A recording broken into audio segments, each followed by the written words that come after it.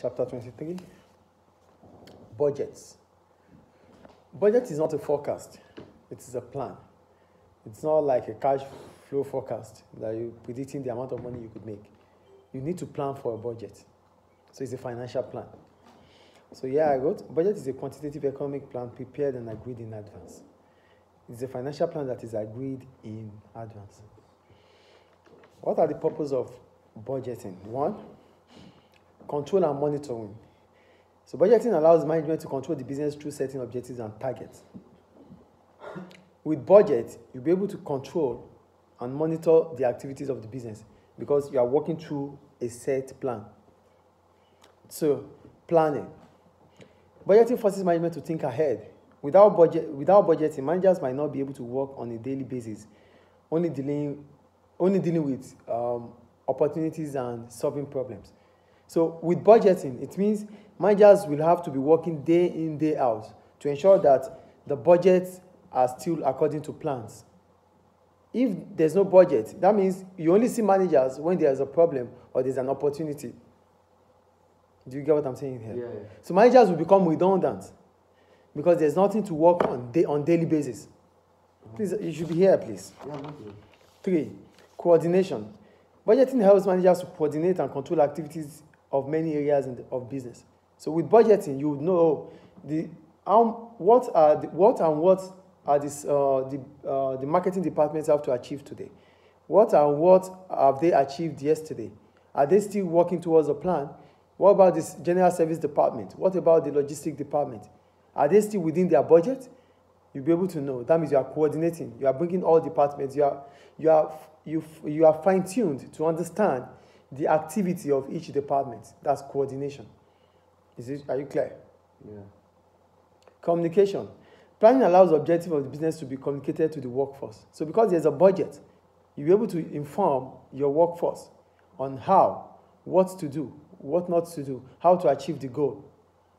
So it's always good to when we get to setting budgets, one of the problems about setting budget is when workers are not, put along or call or participate in planning process of budgeting, it becomes difficult for you as a business to use that budget to motivate them. So they are demotivated because you didn't tell them about the planning process, but now you want to use that budget to make them work. You didn't call me when you are planning. Now the plan is ready and you want me to achieve that objective. I might be demotivated because I was not involved at the beginning. Mm-hmm. So that's why it's important for you to communicate. So with budget, you'll be able to communicate with your workforce, your staff. Efficiency. Budgeting gives financial control to lower levels of management who are best able to make decisions. Because a budget which has to be achieved, you would need certain people with skills. So you'll be able to pinpoint that, this individual could do better when we are setting this plan. That individual could do better based on his or her achievement. So there will be efficiency because you would want people that can be efficient to work for you. People that knows their ropes to work for you. Is it clear? Motivation. Budgeting should act as a motivator to the workforce as it provides workers with targets and standards. So there's budget. So you have to work within the frame, within the line that the business has put to you. Yeah. So you don't digress. You work according to the plan.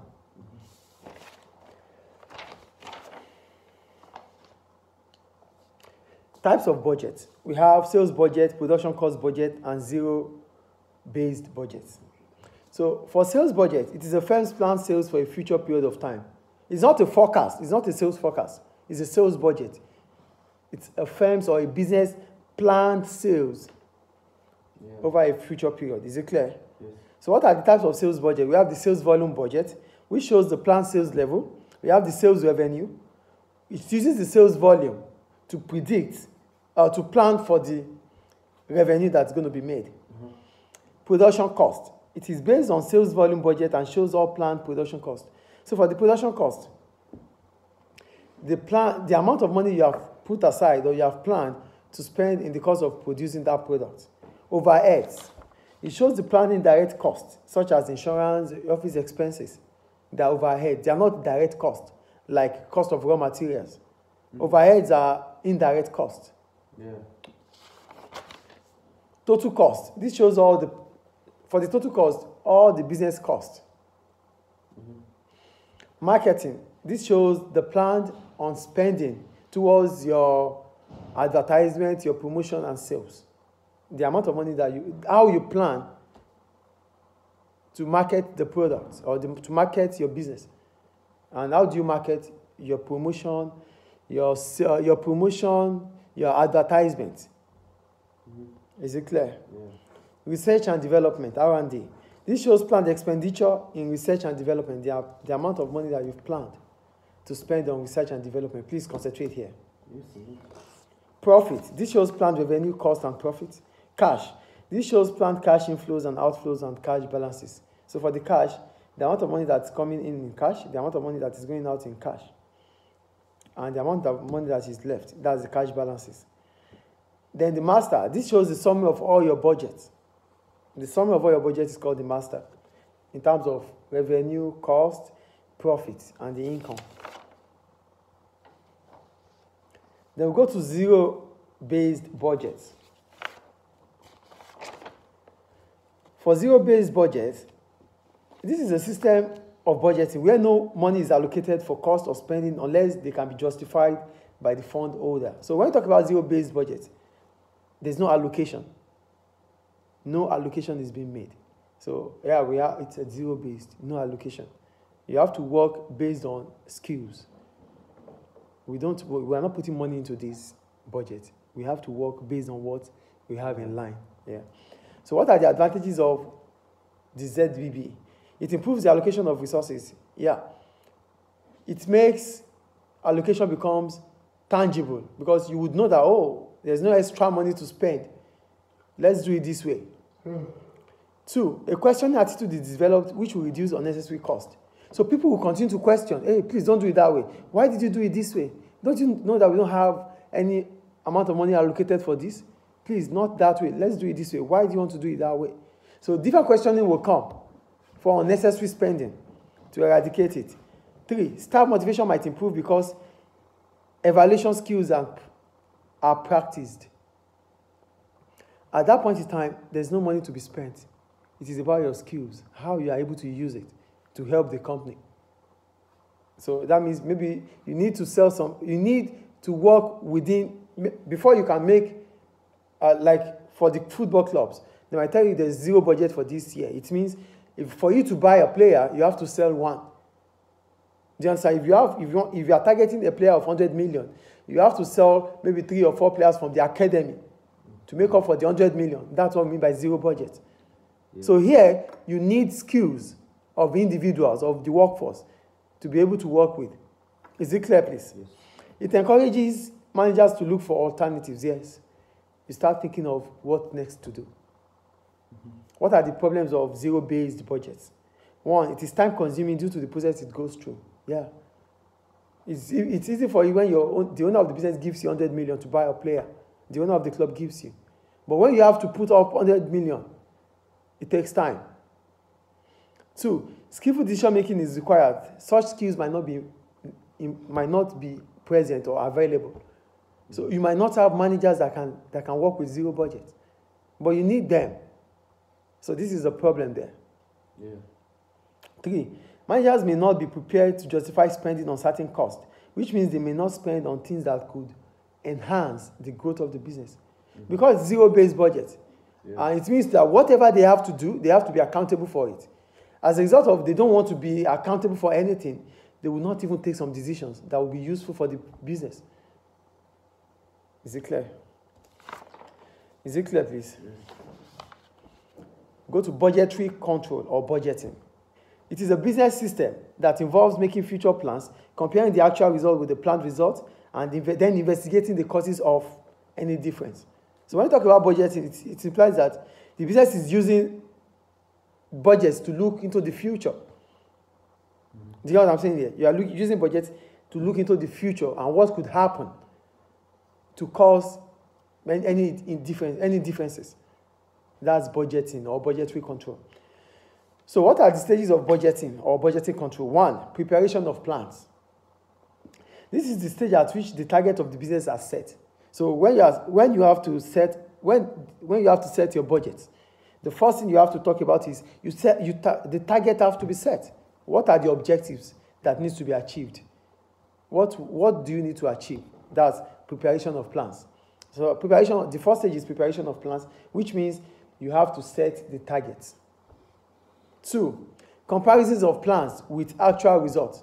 So now, the targets that you have set, you compare it with the results you get. You find the differences. That's comparisons of plans with actual results.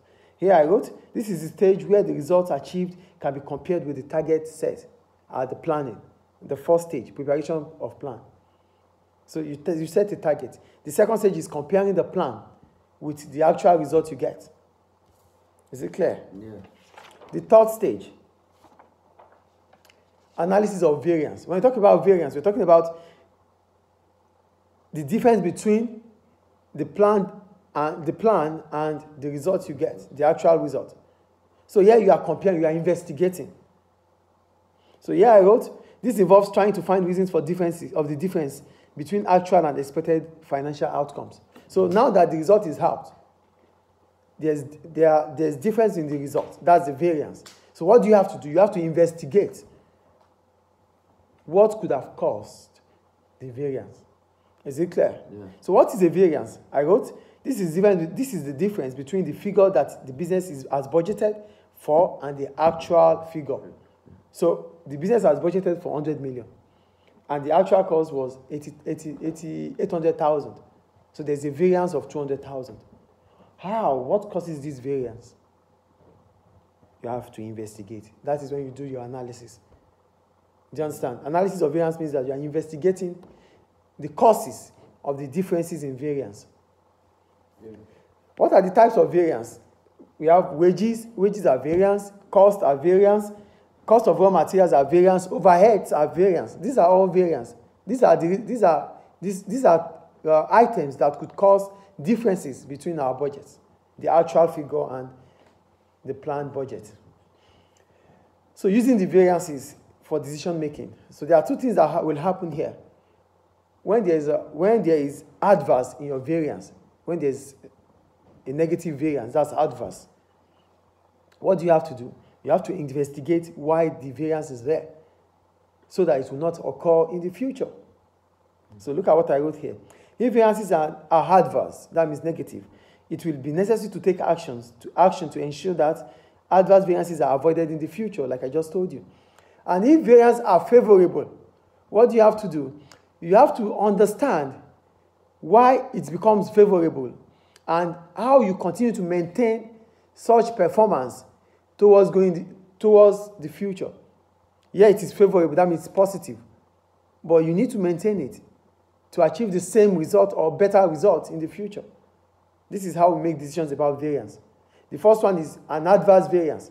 What do you have to do? You investigate the causes so that it will not repeat itself in the future. If it is favorable, you monitor, you understand the reasons why you are able to get this positive figure. Then what do you have to do? You maintain this figure and do better. These are decisions about variance. Favorable one and adverse one. Is it clear? Yes. Difficulties of budgeting. We have setting budget, motivation, manipulation, rigidity, short-termism. So we start with setting budgets. When you are setting a budget, that means you are setting the plan. So here, problems may arise because figures in budgets are not actual figures. You are making a budget. But these figures are not figures that are real. Mm-hmm. They are figures that we don't want to have to use predict.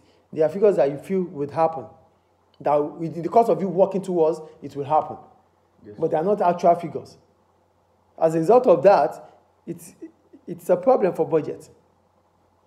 All preparation needed for budgeting is based on sales. So if sales data are inaccurate, many of the firm's budget will be inexact.